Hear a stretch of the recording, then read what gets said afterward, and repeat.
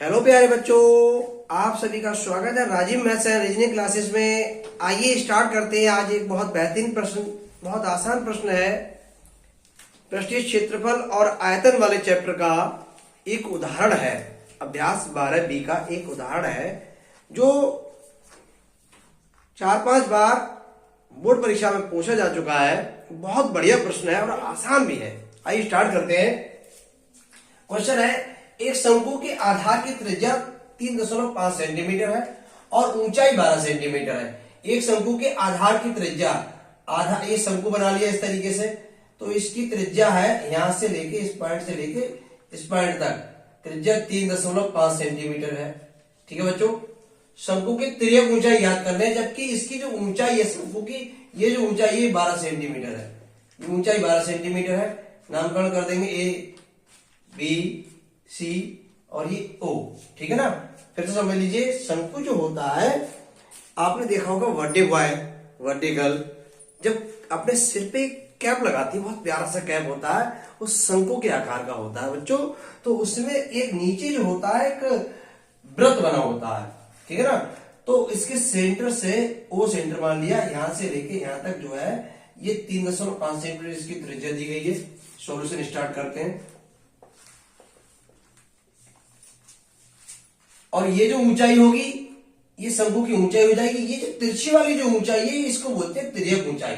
यही हमें ज्ञात करनी है। तिर्यक ऊंचाई को एल से प्रदर्शित करते हैं प्यारे बच्चों। तो यही एल हमें ज्ञात करना है। सबसे पहले क्या दिया हुआ है उसे लिख लेंगे। गिवन दैट त्रिज्या दी गई है आर बराबर 3.5 सेंटीमीटर। ऊंचाई दी गई है शंकु की, ऊंचाई h बराबर 12 सेंटीमीटर और तिर्यक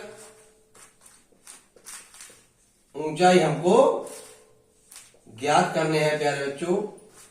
तिर्यक ऊंचाई L जो है हमें ज्ञात करने हैं। ठीक है ना। तिर्यक ऊंचाई L ज्ञात करना है। तो सूत्र होता है प्यारे बच्चों, एक सूत्र होता है तिर्यक ऊंचाई,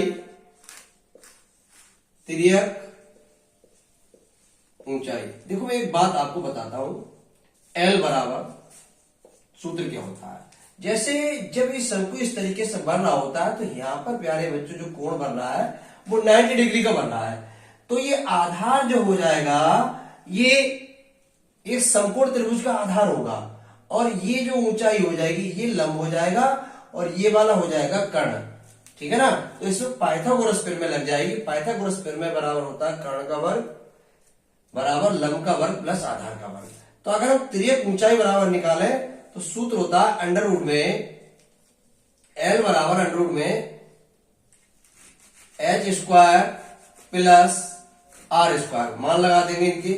एच की वैल्यू प्यारे बच्चों 12 दी गई है, तो 12 का स्क्वायर प्लस आर की वैल्यू 3.5 दी गई है, तो 3.5 का स्क्वायर लगा देंगे। गुणा कर लेंगे प्यारे बच्चों इनकी। देखो 12 की घात 2, इसका मतलब हो गया 12 गुणा 12। ठीक है। 3.5 का होल स्क्वायर, इसका मतलब हो गया 3.5 गुणा 3.5। 2 बार लिख लेंगे। अब इनकी गुणा कर लेंगे बेटा। क्या करेंगे? गुणा कर लेंगे। देखो 12 की 12 से गुणा करेंगे तो आता है 144 प्लस 3.5 की 3.5 से गुणा करेंगे तो 25 और 3 चौक 12, 25 आएगा। और देखो एक के बाद दशमलव इसमें, एक के बाद दशमलव इसमें, तो 2 के बाद दशमलव आ जाएगा। ठीक है ना। अब इन्हें जोड़ लेंगे, तो 2 5 ऐसे आ जाएगा पॉइंट, और 4 और 2 6 और 4 और 1 5 और 1। ठीक है ना। ये आ जाएगा 156.25। ठीक है ना। आप क्या करोगे, 15,625 लिख लोगे और ये पॉइंट हटाओगे तो नीचे लिख देंगे 100। क्यों? पॉइंट से इधर क्या संख्या है? 2। तो अब क्या करेंगे, हमें 15,625 के गुणनखंड करनी है। 15,625 के इधर गुणनखंड कर लेंगे। ठीक है। 5 से काट लेंगे। 5 3 15, 5 का 5, 1 बचा, 5 दूनी 10, 5 25। फिर 5 से काट देंगे। 5 6 30, 1 बचा, 5 दूनी 10, 5 25। फिर 5 से कट जाएगा बेटा। 5 जगह 5, 1 बचा, 5 दूनी 10 और 5 25, फिर 5 से कट जाएगा, 5 दूनी 10, 5 25, फिर 5 से कट जाएगा, 5 पंजे 25, फिर 5 से कट जाएगा, 5 एकम 5। तो कितनी बार आया? 6 बार। 1 2 3 4 5 6, 5 आया 6 बार। ठीक है ना? 1 2 3 4 5 और 6, 5 को हमने 6 बार लिख लिया। नीचे बेटा 100 को लिख देंगे 10 गुणा 10, और भी चाहो तो 2 गुणा 2 2 बार, और 5 गुणा 5 2 बार, तभी लिख सकते हैं। अब बेटा देखो वर्गमूल निकालना है। क्या निकालना है? वर्गमूल निकालना है। तो इस जोड़े में से एक संख्या बाहर ले लेते हैं। ठीक है, जोड़े में से एक संख्या बाहर ले लेंगे, है ना? तो यहां से 5 आ जाएगा बेटा बाहर, यहां से 5 आ जाएगा, और यहां से भी 5 आ जाएगा।